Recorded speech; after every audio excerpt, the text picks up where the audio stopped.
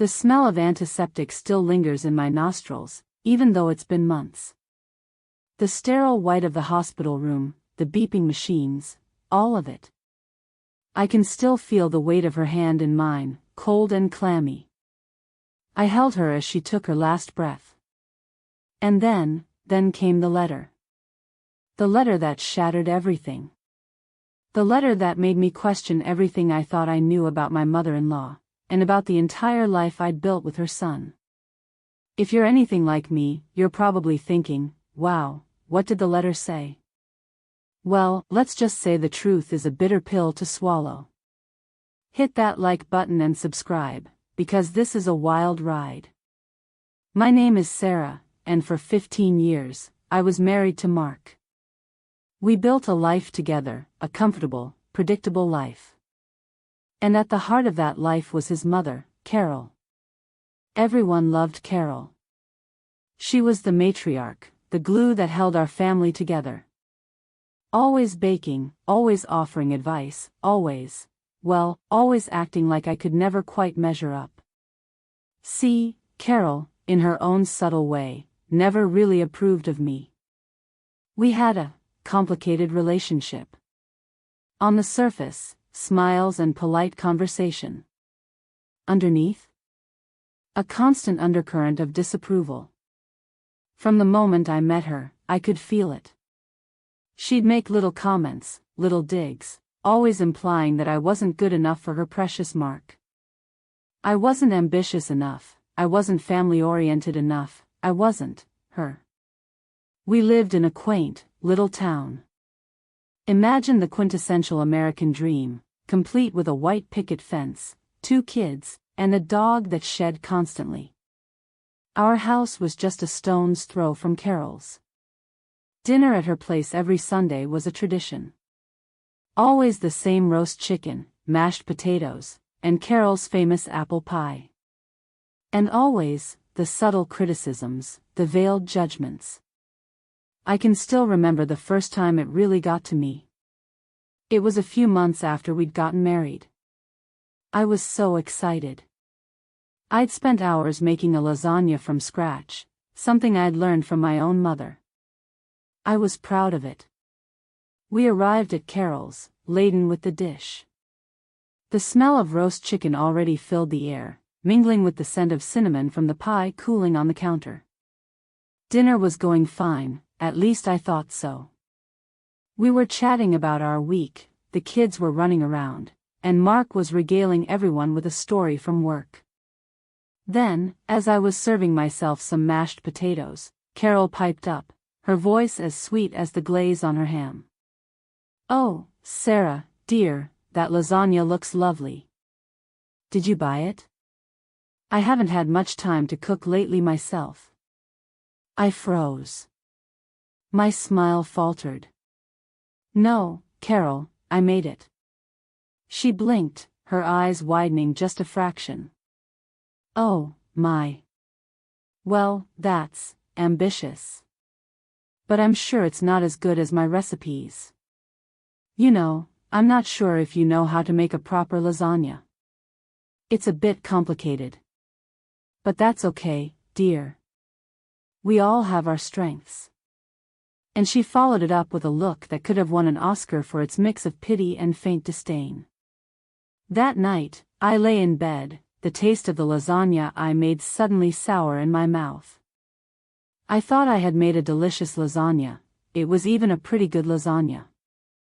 Had I made some glaring error? Was I really that bad at cooking? I felt like a fool. And Mark? He hadn't noticed a thing. He just ate his dinner, praised Carol's cooking, and went to bed. That was the beginning. It started small, this constant belittling. I'd brush it off, telling myself it was just Carol being Carol.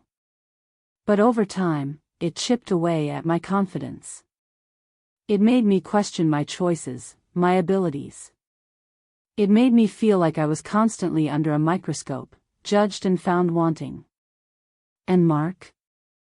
Well, he either didn't notice or chose to ignore it. He was a mama's boy through and through, blinded by her charm and unconditional love. He always defended her, saying, "Mom just wants what's best for us, Sarah." But her best always seemed to exclude me. I would try to win her over. I'd bring her flowers, offer to help with her garden. I'd even try to imitate her cooking, hoping to impress her. But nothing worked. The subtle digs and dismissive comments continued, relentless as the drip of a leaky faucet. I'd sit at Sunday dinners, the air thick with the aroma of Carol's perfectly roasted chicken, and feel a familiar knot of anxiety tighten in my stomach. Her words, carefully chosen, always managed to land a blow. It wasn't just me either. My sister had a different life path and, according to Carol, was a failure. My father's career, my mother's choice to stay home to care for my sister and me. All this, in her eyes, wasn't the way things were supposed to be. In Carol's perfect world, everyone would adhere to her standards, live by her rules. And I, sadly, didn't fit the mold. Then came the diagnosis. Cancer. Aggressive, fast-moving cancer. Everything changed then. One minute we were at Sunday dinner, the next, she was underg. Oing chemo, losing her hair, and her vibrant personality was fading. And here I was, suddenly thrust into the role of caregiver. The news hit Mark hard, of course. He was devastated. He clung to his mother, spending every possible moment at her side. But he couldn't handle the day-to-day realities. He didn't know how to administer medication, prepare meals, or even keep track of appointments. And so, I took over. I remember the initial shock of it all. One minute we were a normal family, the next we were navigating the terrifying world of hospitals, treatments, and the constant, gnawing fear that hung in the air.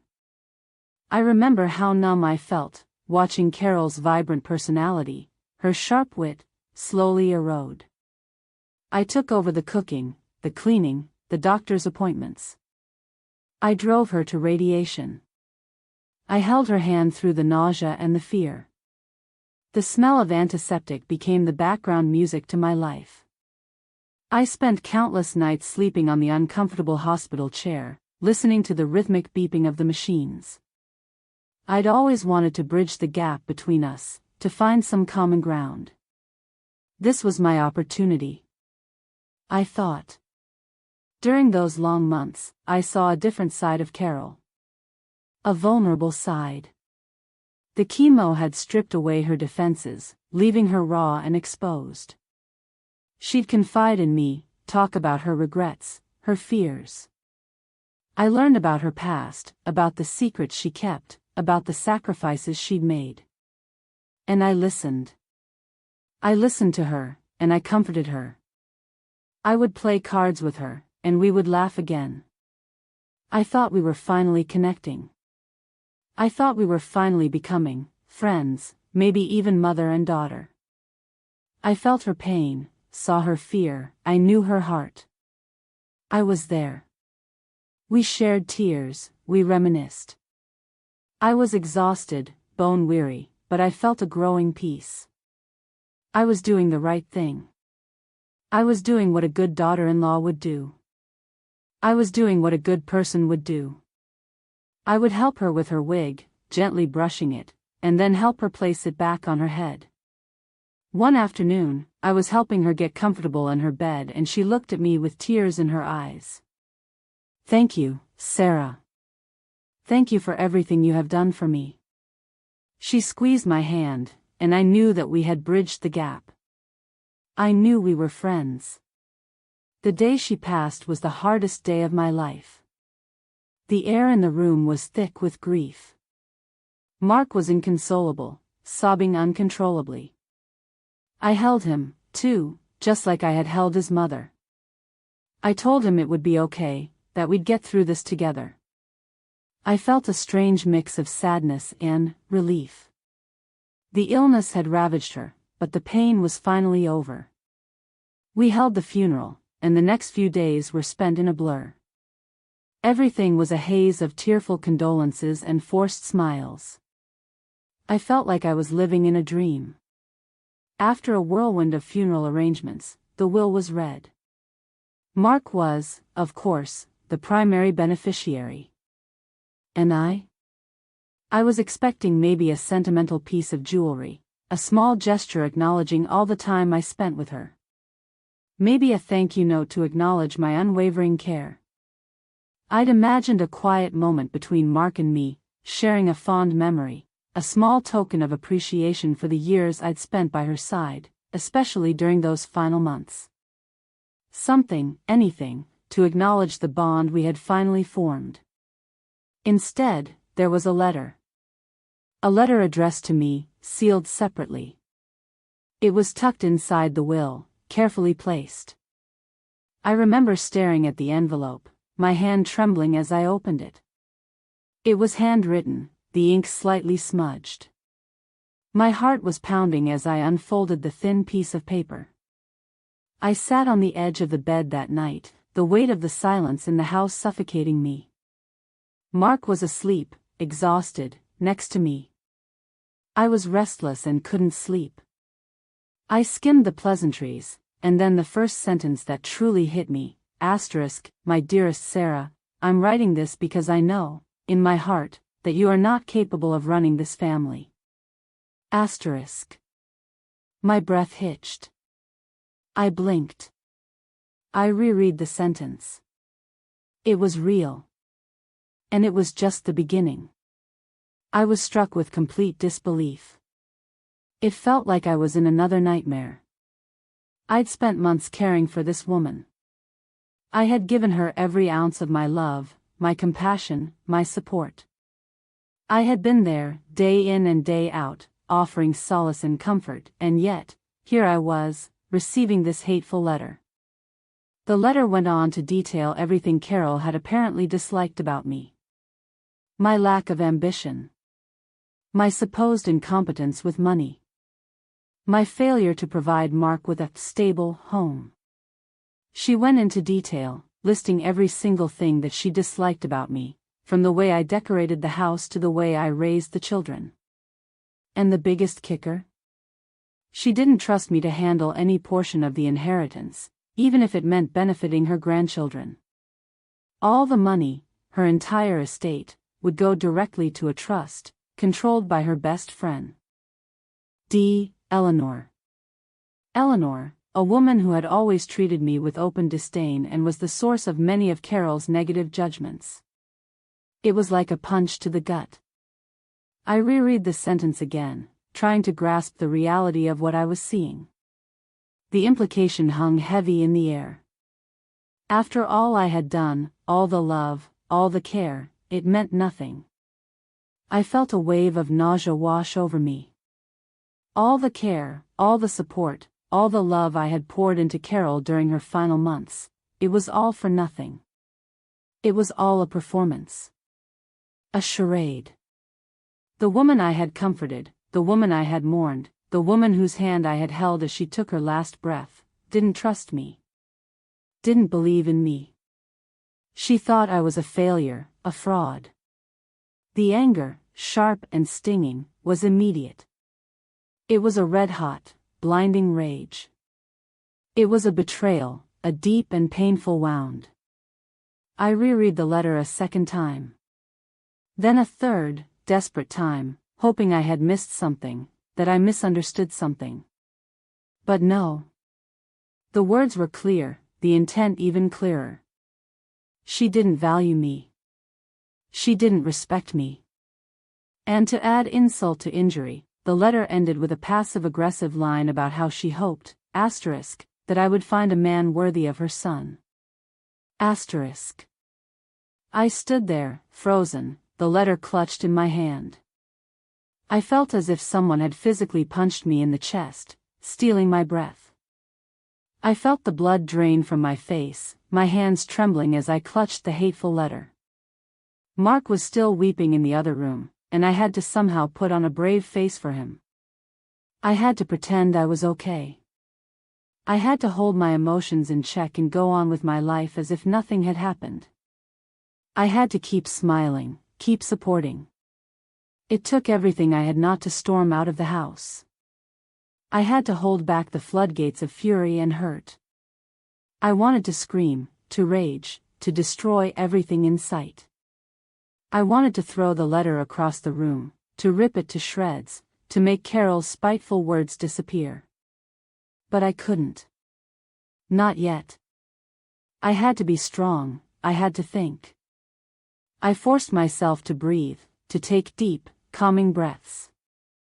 I walked into the bathroom, splashed cold water on my face, and stared at my reflection.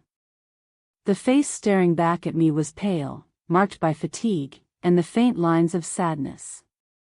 It was the face of a woman who had been through hell, a woman who had given everything she had. I swallowed hard. I had to be strong for Mark.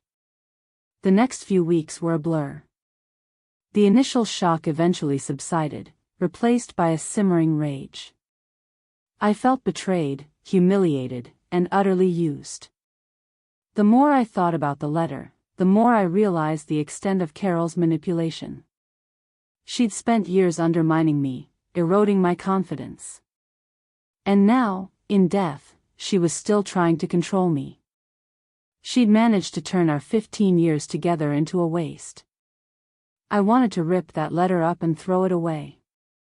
I wanted to scream to the heavens about how unfair it was. But the woman wasn't there to hear my screams anymore. I knew I couldn't just let this go. I had to do something. I couldn't let her win. I had to find a way to move forward. I knew that I couldn't let the woman who had tormented me, belittled me, and now, in death, continued to control me, win. I began to plot. The thought of Eleanor controlling the trust, of her making decisions for my children, it was unbearable. The thought of that woman, the woman who had always treated me with such open disdain, dictating my family's future, was more than I could bear. The will had stated the trust would last for 20 years. My children would get their money when they were in their 30s. That gave me 20 years to formulate a plan. Initially, I considered all kinds of revenge scenarios. Should I expose her letter to the whole family? Should I somehow contest the will? Should I confront Mark? But that felt petty. It wouldn't truly hurt Carol. It wouldn't make her understand the extent of her cruelty. No, I needed something more elegant. More strategic. Something that would truly sting. It was the house. The beautiful house that Carol had always treasured. That house was her pride and joy, her life's work, her most prized possession. The house that had always symbolized her power, her control. The house that was the perfect vessel for my plan. It was the one thing she truly cared about more than anything else. She would often talk about the house. She'd leave notes about how she wanted things done when she was gone. Well, I was going to give her that. I knew that the house, the family home, was part of the trust. I decided to become Eleanor's friend. I'd be a good friend, a confidant. I knew Eleanor was the type of person who needed friends. The kind that took them to dinners, had them over for coffee, and talked about family problems. I called her and invited her to coffee. I was nice, overly nice. I listened to her problems, I commiserated when she complained about Mark, and I always offered solutions. Oh. Over time, she told me more and more about her duties as trustee. We had regular weekly coffee dates. I became her friend. I became the friend that Eleanor never had. I would take her to restaurants and tell her how great she looked. I'd compliment her clothes, her hair. I'd listen patiently as she spoke of the issues of the estate, of the house. I began to gain her trust, and she confided in me about everything. And I subtly started making suggestions. Oh, Eleanor, the house is just sitting there. Such a shame, isn't it? I mean, it's just sitting empty. It would be a shame if things got messed up. Or even worse, had a fire. I'd say things about how important it was to keep up the maintenance, to ensure it was kept in perfect condition, the way Carol wanted. I said I could help. Eleanor took the bait. She knew she needed to sell the house, to move some money around, to pay off some old debts. She told me she was trying to sell the house, but no one wanted it. It was too big. Too much maintenance. And this is where my plan went into action. Remember, I knew everything about that house. I knew everything about Carol. I spent my entire life with her. I knew the details. I started showing up at the house, just to keep an eye on things. I'd water the plants, change the air filters, and even sweep the porch. I would call Eleanor and ask how things were going with the house, and I offered her encouragement. Slowly, Eleanor began to trust me completely. I had an idea. We were friends, weren't we? I suggested we hire a cleaning crew and a landscaping crew to get the house ready to sell. Eleanor agreed. But I had carefully chosen my crews. I hired the absolute worst. The cheapest. The most incompetent. The ones who didn't give a damn about the quality of their work. The cleaning crew used the wrong chemicals, leaving streaks and smudges everywhere. The landscaping crew ran the lawnmower over Carol's prize-winning roses, and the hedges turned a shade of brown that no amount of water could fix. I knew exactly what I was doing, and I knew it would take time. I had to ensure Eleanor trusted me and that I would become part of her everyday life. I knew that once she trusted me, she would trust my ideas and suggestions. Eleanor freaked. She yelled at them, she threatened them, but it was too late. The damage was done. Potential buyers were put off. The house started losing value. I played the part of the concerned friend, suggesting they get some professional help, which of course, I could arrange. I'd tell her I'd found someone, but they were booked out for months. I found a real estate agent. A very good real estate agent, a woman with a reputation for driving a hard bargain and getting the best deals. I told her the whole story, the whole situation. She was on board. She saw the potential. She was going to help me give Carol the ultimate middle finger from the grave. And then, I introduced a new angle. I started whispering things to Eleanor about the local zoning laws. About the new commercial developments that were being planned right next door. About how the value of the property was about to plummet even further. I was convincing her that the only way to salvage anything was to sell, and sell fast. Eleanor, panicked and desperate, lowered the asking price. I was relentless. Every day, I would tell her stories of the town's changes, of the potential problems of the house. I would take her for coffee, tell her how to get the best deal on the house. Every day, I took a step closer to my goal. The real estate agent negotiated fiercely. She highlighted all the flaws, all the problems. The house that Carol had so meticulously maintained, the house that she had loved so dearly, it was going to be sold for a fraction of its original worth. Eleanor, bless her heart, fought tooth and nail, but she couldn't win. And then came the final blow. Just before the closing, I casually mentioned to Eleanor that the old water heater in the basement needed to be replaced. That was the final nail in the coffin. She refused to do it, saying it wasn't her problem, because it wasn't. She had to sell the house, or she would be liable to the trust. The day of the closing was glorious. The sun was shining, and a gentle breeze rustled the leaves of the trees. I stood outside the house, watching Eleanor emerge, her face a mask of defeat and frustration. I offered her a sympathetic smile. She didn't even look at me. She simply got into her car and drove away. As for the house, It was bought by a developer who planned to tear it down and build a parking lot. The one thing Carol treasured most was completely and utterly destroyed. She had always wanted me to have a good life. Well, she certainly helped with this plan. And the trust? Well, the diminished funds wouldn't be enough to set my children up. Which, I would say, is just the right amount of justice. The best part? Mark doesn't know any of this. He is completely oblivious. He still talks about his mother, about her wisdom, her guidance. And I just smile and nod. I'll never tell him. He would never understand. He's still the same sweet, naive man he always was. And honestly, that's fine.